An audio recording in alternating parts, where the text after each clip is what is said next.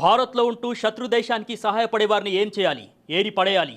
వారు ఎవరైనా సరే, మహిళలైనా యువకులైనా సరే క్షమించకూడదు. తల్లి పాలు తాగి రొమ్ముగుద్దినట్లు హర్యానాకు చెందినటువంటి జ్యోతి మల్హోత్రా భారత్లోనే ఉంటూ ఐఎస్ఐ ఏజెంట్గా వ్యవహరిస్తున్నారని పోలీసుల విచారణలో ఇప్పటికే తేలింది. ఈ మేరకు హర్యానా పోలీసులు ఆమెను అరెస్ట్ చేశారు. యూట్యూబర్గా ఉంటూ పాక్కు ఇండియా సమాచారం చేరవేయడంలో ఈ కిలాడి లేడీ మాత్రం 6 ఆకులు ఎక్కువగానే తినిందని చెప్పుకోవాలి. హర్యానాలోని హిసార్కు చెందిన యూట్యూబర్ జ్యోతి మల్హోత్రా తన యూట్యూబర్ ఛానల్లో ట్రావెల్ విత్ జో ద్వారా పాకిస్తాన్కు సీక్రెట్ సమాచారం పంపినట్లు గుర్తించారు పోలీసులు.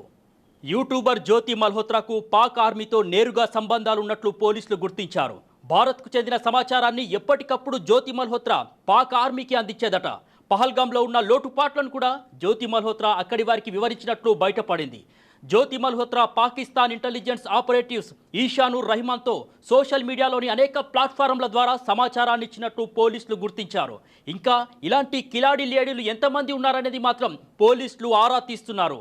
మొత్తం మీద యూట్యూబర్ జ్యోతి మల్హోత్రా అరెస్టుతో భారత్లో ఉంటూ పాక్కు సాయం అందించే వారిపై కఠిన చర్యలు తీసుకోవాలన్న డిమాండ్ రోజు రోజుకు పెరుగుతోంది.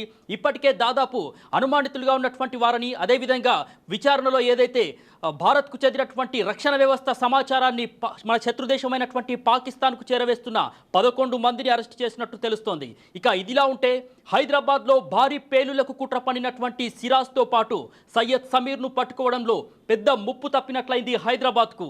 లేకుంటే హైదరాబాద్లో జనసమర్థం ఉన్న ప్రాంతాల్లో భారీ పేలులు జరిపి అమాయకులను చంపాలని చూశారు. 2 నిందితుల కుట్రలను పోలీసులు ముందుగానే తెలుసుకొని భగ్నం చేయడంతో పెద్ద ముప్పు తప్పినట్లయింది. లేకుంటే ఎన్ని ప్రాణాలు పోయేవో అన్న ఆందోళన వ్యక్తమవుతోంది. ఇక విజయనగరానికి చెందిన సిరాజ్ హైదరాబాద్కు వచ్చి 2 సార్లు ఎస్ఐ పరీక్ష రాసి ఫెయిల్ అయ్యాడని సమాచారం. ఈ సందర్భంగా సిరాజ్కు సమీర్ పరిచయం అయ్యాడు. ఇట్లా దాదాపు మన భారత్కు చెందినటువంటి రక్షణ వ్యవస్థ సమాచారాన్ని చేరవేయడంలో భాగంగా మరి నిందితుల్ని అరెస్ట్ చేసే పనిలో, అదేవిధంగా కూపీలాగే పనిలో ఉన్నారు పోలీసులు. ఒక కుట్రనైతే భగ్నం చేశారు. ఇంకా ఎవరెవరున్నారు ఏంటి అనేది తేల్చే పనిలో పడ్డారు పోలీసులు.